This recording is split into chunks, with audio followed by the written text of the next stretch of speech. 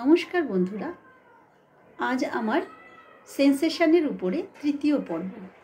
According to Allen কিনোর C4 যে মেডিসিনগুলো আছে আমি আজ সেগুলো নিয়ে আলোচনা করব। C4 অ্যালেন কিনোরসে 33টি মেডিসিন আছে।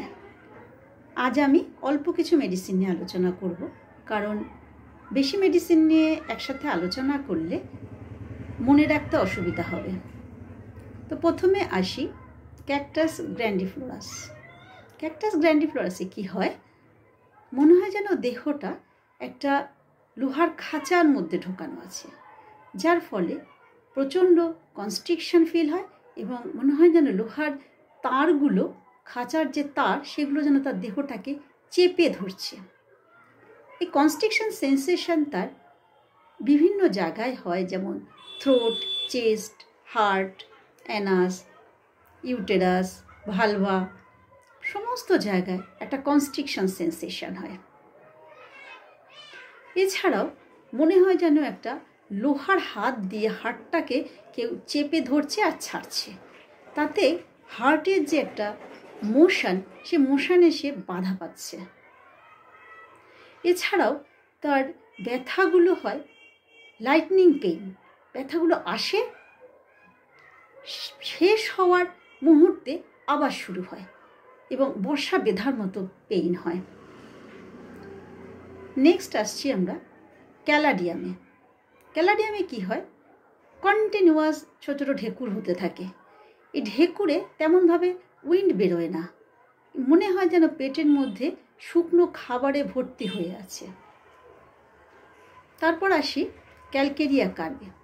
ক্যালকেরিয়া কার্ভে আমরা জানি menstruation, too early, too profuse, long lasting.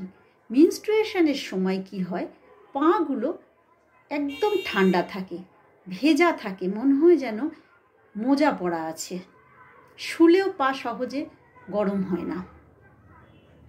Next আসি আমরা ক্যানাবিস ইন্ডিকা। ক্যানাবিস ইন্ডিকা একটা বিশেষ সেন্সেশন, সেটা হচ্ছে মনে হচ্ছে যেন মাথার খুলিটি একবার খুলছে একবার বন্ধ হচ্ছে, একবার খুলছে একবার বন্ধ হচ্ছে।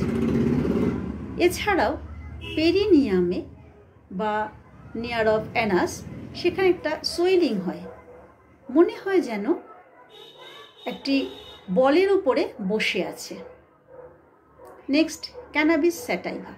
ক্যানাবিস স্যাটাইভা একটা দেহের বিভিন্ন পার্ট থেকে মনে হয় ফোঁটা ফোঁটা করে জল পড়ছে, যেমন head, chest, heart, stomach, bladder, এখান থেকে মনে হয় যেন ফোঁটা ফোঁটা করে জল পড়ছে। এছাড়া ক্যানাবিস স্যাটাইভাতে একটা ইউরেথ্রাতে একটা জিগজ্যাগ ওয়েতে টিয়ারিং পেইন হয়। নেক্সট আসি আমরা ক্যান্থারিস।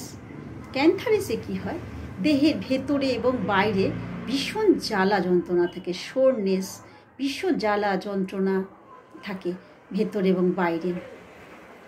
ইউরিনেশনের সময় কাটিং, টিয়ারিং, ভীষণ যন্ত্রণা হয়, কাটিং, বার্নিং, পেইন হয় ডিউরিং ইউরিনেশন ক্যান্থারিসে। নেক্সট আসি আমরা ক্যাপসিকামে।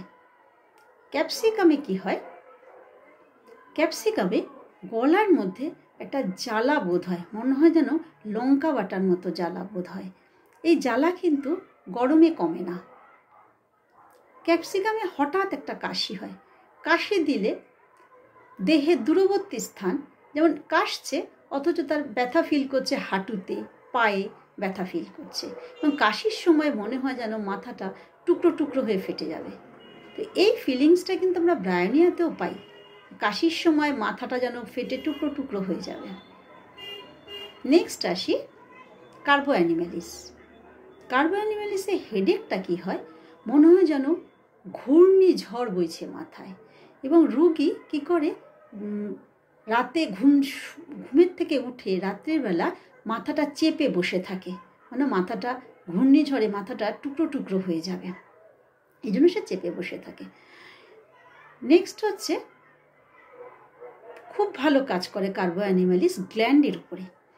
গ্ল্যান্ডগুলো শক্ত হয়ে যায়, বার্নিং পেইন থাকে, কাটিং পেইন থাকে, ভীষণ জ্বালা যন্ত্রণা থাকে গ্ল্যান্ডগুলোতে, গ্ল্যান্ডগুলো শক্ত হয়ে যায়। তো বিভিন্ন জায়গার গ্ল্যান্ড, যেমন ম্যামি, অ্যাক্সিলা, গ্রোয়েন বিভিন্ন জায়গার